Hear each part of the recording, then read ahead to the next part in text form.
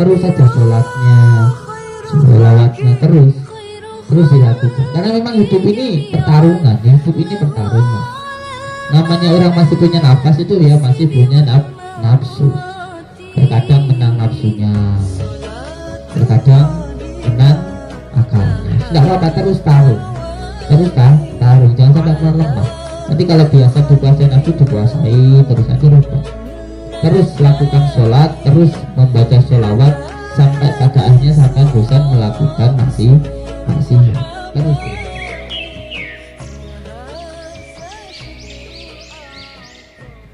Bismillahirrahmanirrahim. Diamatkan. Sakit kaget nanti. Bismillahirrahmanirrahim. Assalamualaikum warahmatullahi wabarakatuh. Bismillahirrahmanirrahim.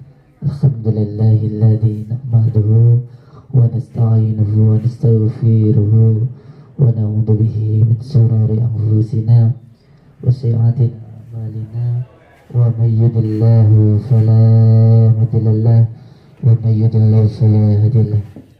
Asyhadu an la ilaha illallah wa asyhadu anna Muhammadar Rasulullah. Allahumma shalli ala sayyidina Muhammad wa ala ali sayyidina Muhammad. Alhamdulillahi rabbil alamin. Alhamdulillahi rabbil alamin. Alhamdulillahi rabbil alamin. Sampai baru teko. Incung mana? Masyaallah. Alhamdulillahi rabbil alamin. Segala puji bagi Allah yang telah memberikan kita kenikmatan yang luar biasa. Mari sama-sama bersyukur kepada Allah agar diri kita bahagia. Jadi bersyukur dulu agar kita bahagia. Bersyukur dulu agar kita cepat kaya. Ya. Jangan kaya dulu, nunggu kaya dulu baru bersyukur ya. Tapi bersyukur dulu biar cepat kaya. Nggih, itu kuncinya. Jangan nunggu jenengan bahagia dulu baru bersyukur, tetapi bersyukur dulu baru nanti jenengan bahagia. Karena banyak yang salah yang memahami tentang arti syukur. Karena ketika kita bersyukur sejatinya kita itu mendekatkan semua hal yang baik-baik. Dan insya Allah kalau kita bersyukur, dunia ini nanti yang akan mengejar kita, jiwa kita sehat, secara otomatis nanti jasadiah kita juga sehat. Jadi kebanyakan penyakit yang paling banyak itu mayoritas kalau menurut saya timbulnya dari hati.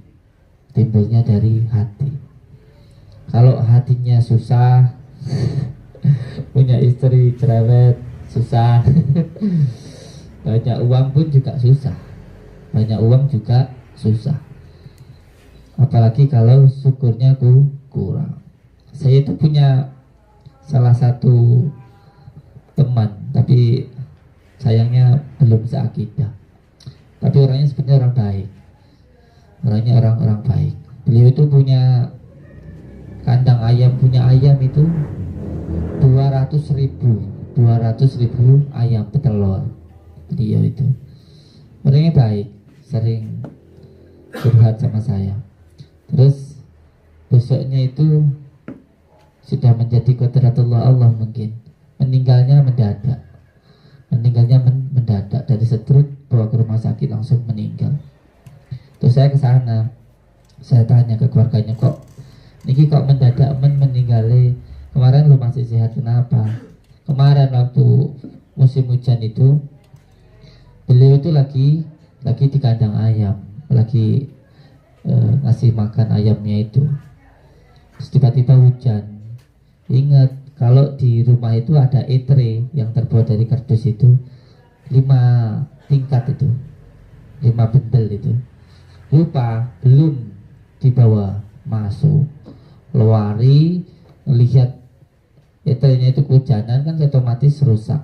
Tuh gowetun geblak terus setruk.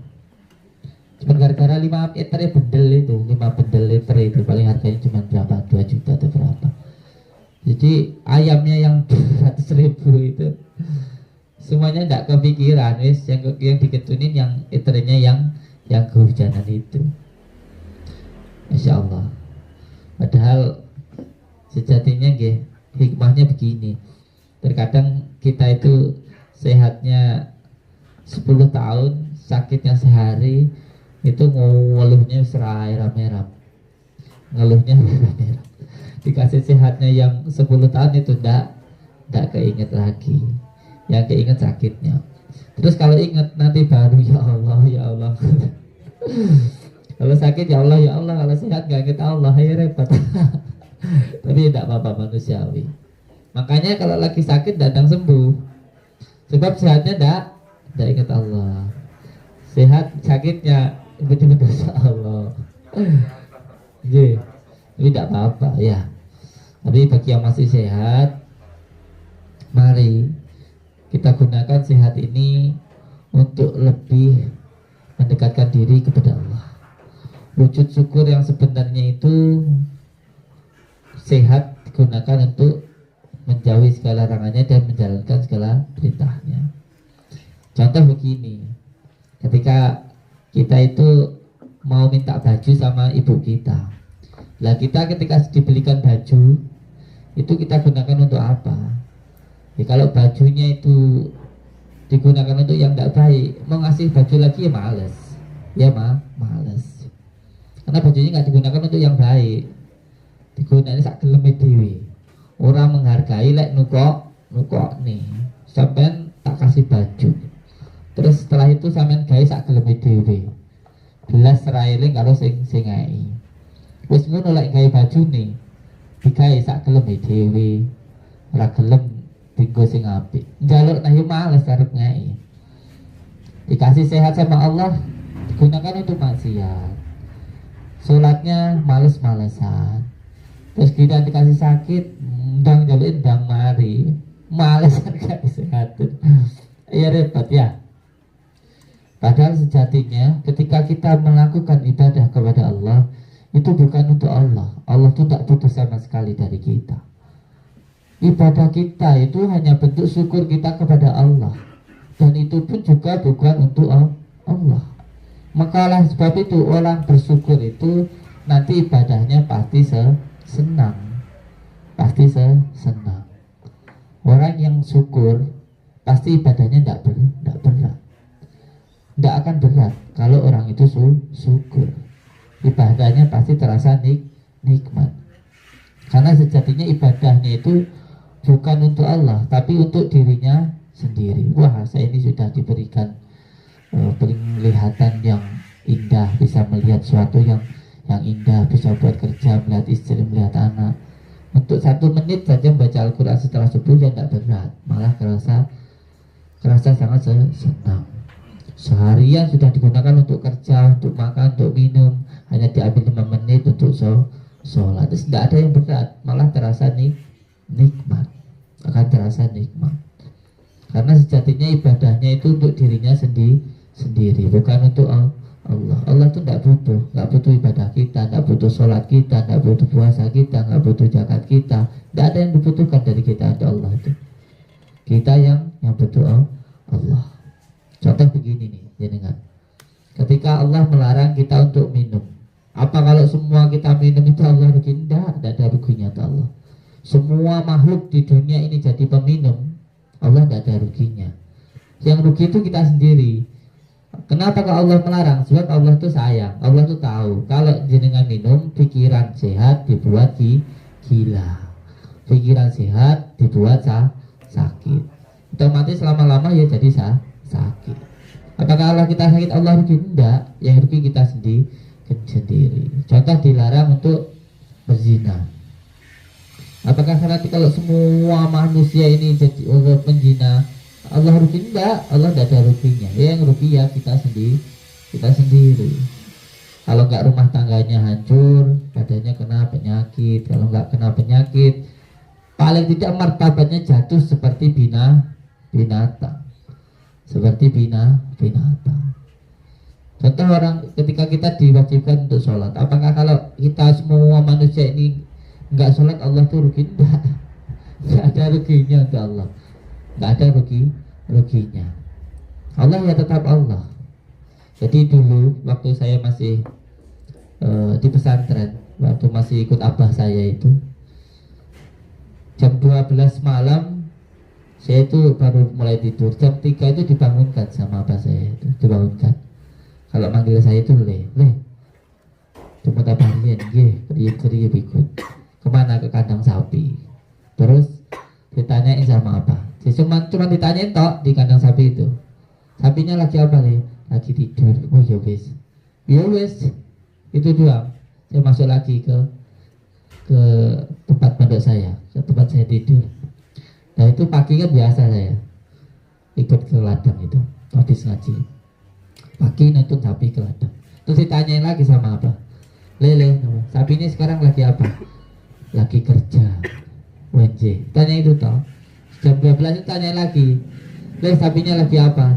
Sekarang lagi istirahat. Oke. Terus habis itu sore itu pulang. Ditanya lagi, le, sapinya lagi apa? Lagi pulang. Oke. Malam sudah selesai ngaji, malam tidur, dibangun lagi. Jam 3 lagi dibangunin. Le, ikut apa tempuh di neng kandang sapi. Terus sampai di kandang sapi itu ditanyain, le, sekarang sapinya lagi apa? Lagi tidur. Ngetes jenengan dari tadi saya tanya, tahu jenengan dari tadi saya tanyakan. Tadi malam sapinya tidur, sama lagi apa? Lagi tidur. Pagi tadi sapinya kerja, sama lagi apa? Lagi kerja. Sama nunggu. Jam 12 sapinya istirahat, sampai lagi apa? Saya juga istirahat. Sore tadi sapinya pulang, sampai apa? Saya ulang. Terus malam sekarang sapinya tidur lagi, sampai lagi apa? Ya tidur sama. Sampai sama sapi itu sama, bedanya cuma satu tok. Kalau sapi itu nggak sholat, kalau sampai itu sholat. Ini bangun berkali-kali itu cuma ditanya itu tok. Jadi intinya setiap apapun yang kita lakukan itu untuk kebaikan kita sendiri, bukan untuk Allah. Allah itu tidak butuh apa-apa dari kita, ya.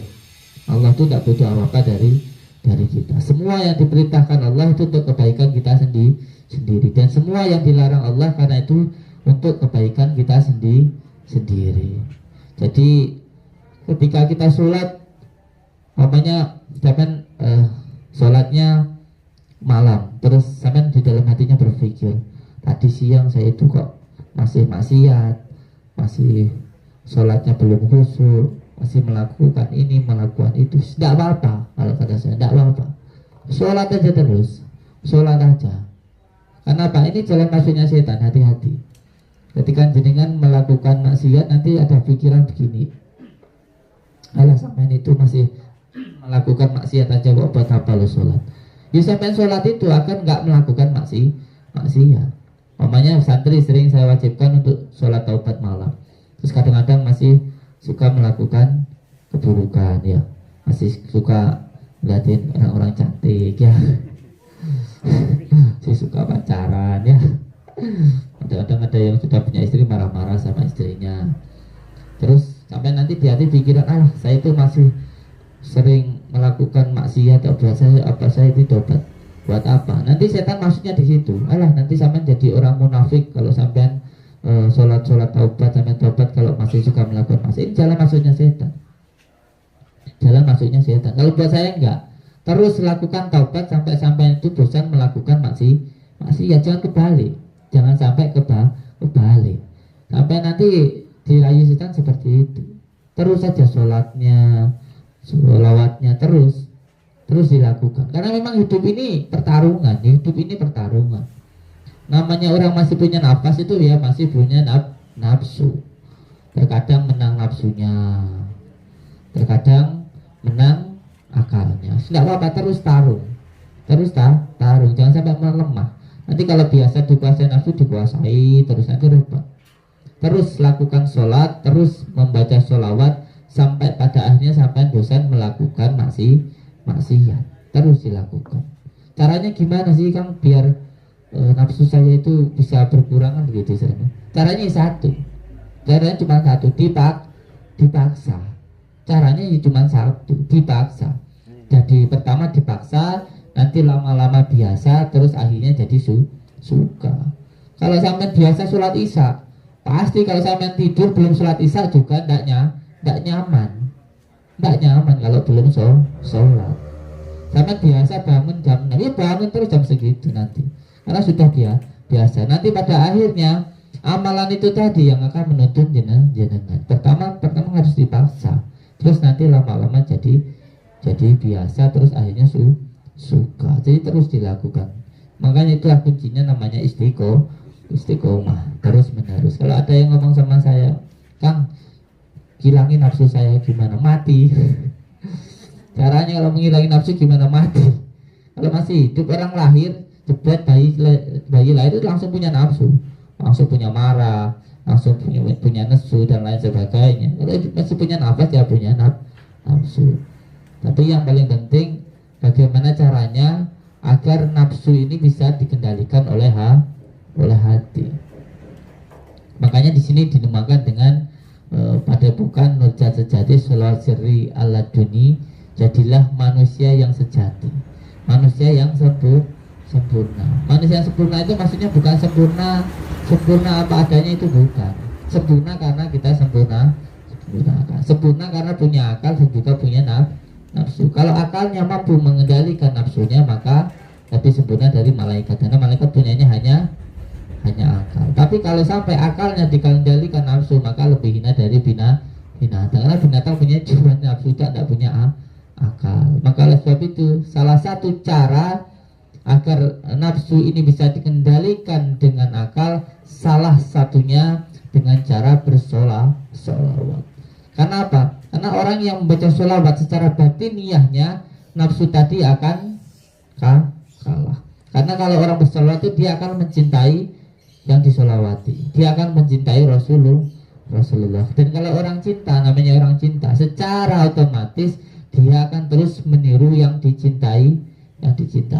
Yang dicintainya itu Rasulullah. Rasulullah itu paling cinta kepada istrinya. Nanti yang biasa marah-marah sama istrinya jadi lebih cinta sama istrinya. Rasulullah itu paling sayang kepada anak yatim. Nanti insyaallah kita jadi lebih suka kepada anak yatim, lebih cinta. Rasulullah itu akhlaknya sangat lembut kepada tetangganya. Yang biasanya marah-marah terus sama tanggane, insyaallah nanti jadi sayang dan lain sebagainya. Karena itu tadi insyaallah ya. Sholawat itu tadi yang akan menuntun diri kita. Terus nggak usah panjang lebar, nanti kelamaan. Nah, yang pertama syukur dulu agar kita itu bahagia. Karena sejatinya kebahagiaan itu bukan yang di luar dari diri kita, tetapi kebahagiaan itu adanya di dalam diri kita. Kalau seumpamanya lautan itu dijadikan tinta dan seluruh daun itu dijadikan sebagai buku, maka tidak akan bisa untuk menulis semua nikmat Allah yang diberikan kepada kita. Nikmat melihat, bisa melihat enak. Bayang kalau sampai tidak bisa ngedelok, aduh repot ya apa. Nikmat kita bisa makan, kita mengecap makanan itu nikmat yang luar biasa. Nikmat kita berjalan. Bayangkan ya, saudara-saudara kita yang nggak bisa jalan karena penyakit dan lain sebagainya, bahkan ada yang dari lahir. Nikmat semuanya, banyak hal. Kalau dituliskan tidak akan pernah selesai, dan itu nggak akan terasa nikmat kalau tidak disyukuri gitu loh. Nggih, kalau nggak disyukuri. Insya Allah kalau dengan bersyukur itu sudah menjadi janji Allah. Janji Allah itu sangat pasti, beda dengan janji ini matanya sampai dulu. Beda. Kalau janji Allah itu pasti, janji Allah itu pasti. Siapa yang bersyukur pasti akan ditambahkan. Kalau yang bersyukur itu pasti ditambahkan. Dan hanya ini, syukur ini tadi yang menjadi utamanya, yang menjadi kuncinya syukur. Jadi monggo bersyukur agar hatinya bahagia. Jadi jangan nunggu bahagia dulu baru bersyukur. Monggo bersyukur agar sampean bisa jadi orang kaya. Jangan nunggu kaya dulu bersyukur, nanti tidak kaya nanti ya. Allahumma sholli ala sayyidina Muhammad wa ala ali sayyidina Muhammad. Yang kedua kalinya yang terutama monggo sama-sama bersolawat kepada Sayyidina Habibina wa Nabiyina Muhammad sallallahu alaihi wasallam. Dengan cara membaca solawat, insya Allah apapun yang menjadi keinginan jenengan, apapun yang menjadi hajat jenengan, insya Allah akan dikabulkan oleh Allah. Jadi ketika saya melakukan pengobatan lain sebagainya, hanya satu kuncinya solawat. Kenapa? Karena ini menjadi keyakinan saja bahwa Rasulullah itu adalah kekasih Allah, dan siapa yang ingin dicintai Allah maka dia harus mencintai Rasulullah. Itu yang menjadi kuncinya. Doa apapun kalau tidak membaca sholawat maka tidak akan diterima oleh Allah. Dan kalau membaca sholawat belum berdoa itu sudah dikabulkan. Belum berdoa itu sudah dikabulkan. Saya jarang sekali berdoa. Jarang sekali saya itu berdoa. Saya lebih suka membaca sholawat karena mau berdoa itu kayaknya setengah malu gitu. Karena insya Allah saya itu punya keinginan apapun tuh kayak dipermudah oleh Allah. Dulu saya tidak percaya loh kalau dengan membaca sholawat orang bisa kaya, itu saya tidak percaya dulu itu belum percaya. Tapi setelah membuktikannya sekarang ini, demi Allah saya katakan. Jadi saya berbicara dari apa yang sudah saya rasakan dan yang sudah saya amalkan. Saya itu dulu pertama kali datang ke sini disuruh oleh abah saya itu cari rongsok itu bawa karung, Bu. Bawa karung. Pertama datang ke sini itu ngontrak. Terus cari bawa karung, cari rongsok ke pasar. Sehari dapat 20.000 itu hati bahagia sekali. Alhamdulillah kok penak men golek duit itu. Alhamdulillah kok penak men, sampai sekarang alhamdulillah punya 9 truk ini saya nikmati saja. Jadi sama sekali tidak bawa apa-apa dari pertama kali saya menikah. Itu berjalan apa adanya saja. Dan alhamdulillah dengan mengistiqomahkan sholawat itu sepertinya apapun yang saya inginkan itu dikabulkan oleh Allah. Apapun yang saya inginkan, bukan hanya yang bersifat kegaiban, pengen gini itu enggak. Dunia juga usaha itu seperti dipermudah. Karena apa? Karena intinya ketika seseorang membaca sholawat itu cara orang ngirim nih surat ini perangkunya banyak tuh yang paling tebel wis. Jadi apa yang dikirim nih perangkunya wis tinggal nemplak-nemplaknya wis langsung teko gitu loh. Enak, langsung sampai. Sholawat itu dibaca dengan hati yang sombong yang masih dapat pahala, apalagi dengan cara yang khusus. Jadi ketika seseorang ingin doanya mudah dikabulkan oleh Allah maka harus dengan sholawat. Bahkan kalau tanpa sholawat doanya tidak akan diterima. Dan kalau banyak baca sholawat biasanya belum berdoa pun sudah diberikan. Karena itu tadi Rasulullah adalah kekasih Allah. Dan kalau orang ingin dicintai Allah maka harus mencintai Rasulullah. Dan kalau orang sudah dicintai, namanya orang sudah dicintai, sampai cinta sama seseorang, nggak mungkin ke orang itu harus minta apa yang dia suka, dangdang sampean golek no. Kayak jika gandrunge pacaran dhisik Pak iki, demen karo bule. Cek demen-demen dhisik seneng-seneng iya. Wis opo sing disenengi, tuh ora senenge digolek-golekne tukane kembang golekne saiki mbur. Jadi apa yang disukai itu pasti dikasih. Apa yang disukai oleh yang dicintainya itu pasti dikasih. Itu loh ilmu apa istimewanya sholawat itu di situ. Apa yang kita suka itu sama Allah kalau saya sudah aku yakin itu dangdang dibayar gitu loh ya. Itu yang paling utama. Dan yang kedua, sholawat itu menenangkan batin. Seperti huruf alif itu, dia tidak tidak goyah dengan apapun yang ada di luar dari dirinya. Itu jadi orang itu utamanya hati menjadi tenang. Jadi mau diberikan kesusahan oleh Allah, hatinya sabar. Ketika diberikan kenikmatan oleh Allah, hatinya bersyukur. Itu paling enaknya orang muslim itu. Enaknya orang bersalah itu. Dikasih sakit Allah, wis sehat sakit kira apa. Terus ada hikmah lagi. Saya sakit ini untuk menghilangkan dosa. Ada hikmah lagi bahwa sebenarnya setiap orang yang sakit itu dia menghapus beberapa dosa. Jadi jangan susah kalau dikasih sakit yang lama. Saya itu punya orang tua kandung itu 5 tahun itu sakit tidak bisa apa-apa. Selalu senyum buat. Karena apa? Karena beliau tahu ketika seorang diberikan sakit, sejatinya nanti di akhirat tinggal enaknya. Yang penting syukur itu tadi repotnya di situ ya. Yang penting syukur. Jadi monggo bersyukur agar hatinya bahagia. Karena kebahagiaan itu munculnya dari dalam. Walaupun kita makan ayam yang harganya entah berapa paling enak, kalau badan kita sakit ya makan apa-apa ya tidak enak. Tapi kalau badan kita sehat, makan apa pakai sambal ya enak. Mikirnya utang buat turun yang 10 tingkat spring bed ya tidak enak. Turun di tempat yang Bahkan kalau di tanah itu kalau habis nyangkol, yang penting badannya sehat langsung tidur ya enak. Jadi kenikmatan itu dari dalam, bukan dari luar. Syukuri dulu hidup itu agar bahagia. Kalau bahagia nanti badan sehat insya Allah. Dan kalau sampean syukur ikhlas dengan apa yang diberikan Allah, maka pelepasannya pun juga sangat mudah. Itu yang kedua. Dan yang ketiga kalinya, yang terakhir ini biar bisa langsung ditangani, bahwa ketika jenengan datang ke sini, saya sangat-sangat berterima kasih. Saya ucapkan terima kasih jenengan sudah mau turun rawuh ke gubuk saya ini. Saya ucapkan terima kasih jenengan sudah mau datang ke gubuk saya ini. Karena yang menjadi prinsip saya, yang menjadi kata abah saya itu bahwa kalau rumah sering didatangin orang, banyak tamu, maka rahmat Allah pun juga akan tercurah untuk orang yang di rumah. Jadi ketika jenengan datang ke sini berarti jenengan membawa rahmat, memberikan jalan rahmat Allah kepada kami. Jadi saya ucapkan terima kasih jenengan sudah turun rawuh ke sini. Mohon maaf kalau tempatnya ataupun penyambutannya tidak bagus, mohon maaf karena memang masih dalam taraf pembangunan. Dan yang kedua kalinya mungkin ada hal-hal yang tidak berkenan, saya mohon maaf. Tetapi demi Allah saya sangat-sangat bersyukur jenengan sudah turun rawuh ke sini. Dan insya Allah ketika jenengan datang ke sini, saya mohon niatkan yang pertama kali untuk sambung silaturahmi, karena sudah menjadi janji Allah bahwa siapa saja yang menyambungkan tali silaturahmi, yang pertama akan dihilangkan semua penyakitnya, yang kedua akan diberikan rahmat, dan yang ketiga akan dibukakan segala pintu kebaikan. Maka niatkan dulu yang pertama untuk sambung silaturahmi. Masalah nanti penyakit dan lain sebagainya, nanti kita sama-sama bisa berdoa kepada Allah untuk kesembuhannya panjenengan. Kalaupun disembuhkan itu ya atas izin Allah, atas pertolongan Allah. Kalaupun belum ya jangan kecewa, karena ini tadi niatnya sudah silaturahmi itu saja. Ya, jadi kalaupun sembuh ya itu atas izin Allah, kalau belum ya jangan kecewa. Karena intinya di sini ini hanya berdoa. Jadi kalau berdoa itu ya belum diberi ya terus berdoa. Seperti orang mengayuh sepeda itu pada hari nanti sampai. Itu yang pertama kalinya.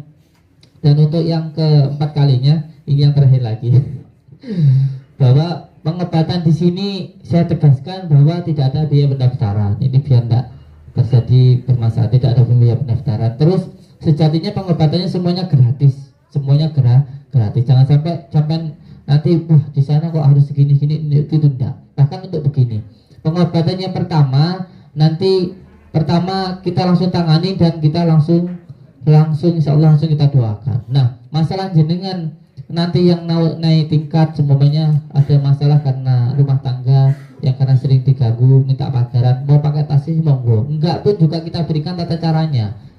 Kita berikan dengan bidara dan garam. Contoh di rumah ada gangguan dari tanah kuburan, dan semuanya itu harus ditarik, semuanya dilihat itu.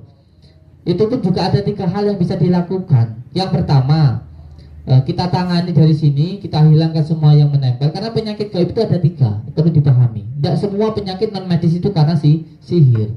Ada yang karena pertama karena ain, yang kedua karena ketempelan, dan yang ketiga karena sihir. Karena ain itu karena pandangan mata yang buruk, contoh, atau karena suatu hal yang diakibatkan oleh perkataan yang buruk.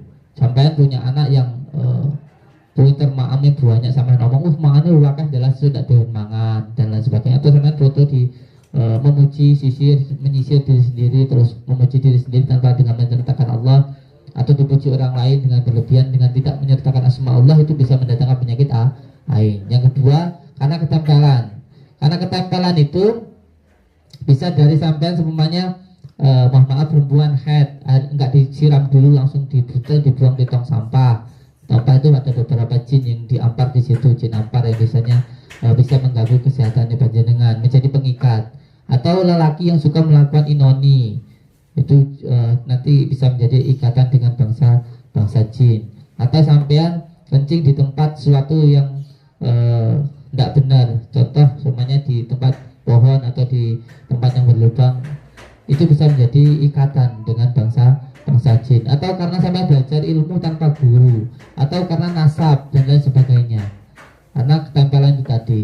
Terus yang ketiga karena sihir, karena orang lain yang menggunakan kita dan sebagainya. Itu penyakit ain itu biasanya adanya di kepala, sering pusing, sininya berat, di alis keduanya, ini karena Baik. Dan yang ketiga itu karena ketempelan, itu biasanya di dada bagian depan sering was-was, mikir, nggak iso turu sebagainya. Kalau kena sihir itu di tulang belakang, biasanya berat, abot, kemeng, itu karena biasanya karena sihir. Nah, contoh yang penanganan yang karena sihir saja, ya karena sihir biasanya di tulang belakang kayak saraf kejepit dan sebagainya, wis yang karena sihir wis. Karena sihir itu harus dilepaskan dulu ikatannya atau ditarik lah bahasa di sininya. Nah, ini pun juga ada 3 cara. Cara yang pertama nanti kita hilangkan dulu dari sini. Nah, masalahnya kalau ditarik dari sini, biasanya orang diruqyah di suatu tempat itu, di tempat itu sembuh, terus nanti sampai rumah kumat lagi. Karena apa? Karena di rumah itu ada kotorannya. Otomatis kalau dia di sini disembuhkan, nanti di rumah nempel kotorannya itu lagi, ya jadi sakit lah lagi. Maka kuncinya kotorannya itu harus dibuang dulu. Nah, setelah itu jinnya atau lalatnya itu diusir, setelah itu baru dipagari. Ini yang karena gangguan dari sihir. Makanya butuh untuk ditarik. Nah, ketika ditarik ini tadi, ini pun juga nggak harus pakai uang. Ini nanti repot kalau orang selalu memikirnya berobat di Kusudin pakai uang, enggak. Jadi ada 3 hal nanti untuk santri menjelaskan, harus paham ya. Jadi yang pertama bisa dengan cara dilakukan sendiri, harus mau wirid. Jadi pasien ini harus mau melakukan wirid. Wiridnya kita kasih, kitabnya kita kasih, panduannya, medianya kita kasih untuk membersihkan tempatnya tadi dengan daun bidara dan garam, dan pasiennya harus mau melakukannya. Ini yang pertama, opsi yang pertama. Opsi yang kedua bisa dengan tabarukan tasbih, atau yang ketiga dengan cara ditarik. Fungsi dari 3-nya ini sama, tidak ada bedanya.